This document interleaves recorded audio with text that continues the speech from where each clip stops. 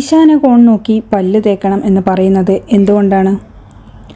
ഈശാനകോൺ നോക്കി നിന്ന് പല്ല് തേക്കണമെന്ന് പല ആൾക്കാരും പറയാറുണ്ട്. പല്ല് തേക്കുന്നതിനും വിധിയുണ്ടോ എന്നും എങ്ങനെ നിന്ന് തേച്ചാലും പല്ല് വെളുത്താൽ പോരെ എന്നും ചോദിക്കുന്നവരുണ്ട്. എന്നാൽ ഇതിനൊക്കെ പിന്നിൽ ഒന്നും കാണാതെ പഴമക്കാർ അങ്ങനെ വിധിക്കാറില്ലെന്ന് ഇക്കാലത്ത് ഏറെ പേർക്കും അറിവുള്ളതുമാണ്. ആദ്യകാലങ്ങളിൽ ഇപ്പോഴത്തെ പോലെ ടൂത്ത് പേസ്റ്റുകൾ ഉപയോഗിച്ചല്ല രാവിലെ പല്ല് ശുദ്ധീകരിച്ചിരുന്നത്.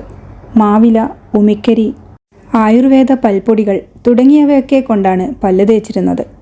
ഇതിൽ മാവില രോഗാണുവിനെ നശിപ്പിക്കാൻ അതീവ കഴിവുള്ളതാണെന്ന് പലർക്കും അറിയാം. അതുപോലെ തന്നെയാണ് ഉമിക്കരിയും പൽപ്പൊടികളുമൊക്കെ. പൽപ്പൊടിയിലെ ചേരുവകളിൽ അണുനാശിനികളും ഉൾപ്പെടുന്നുണ്ട്. സൂര്യൻ ഉദിക്കുന്നതിന് മുമ്പാണെങ്കിൽ കിഴക്കോട്ട് തിരിഞ്ഞു നിന്നും അതിനുശേഷമാണെങ്കിൽ ഈശാനകോൺ, അതായത് വടക്ക് കിഴക്ക് ദിശ നോക്കി നിന്നുമാണ് പല്ല് തേക്കേണ്ടത്.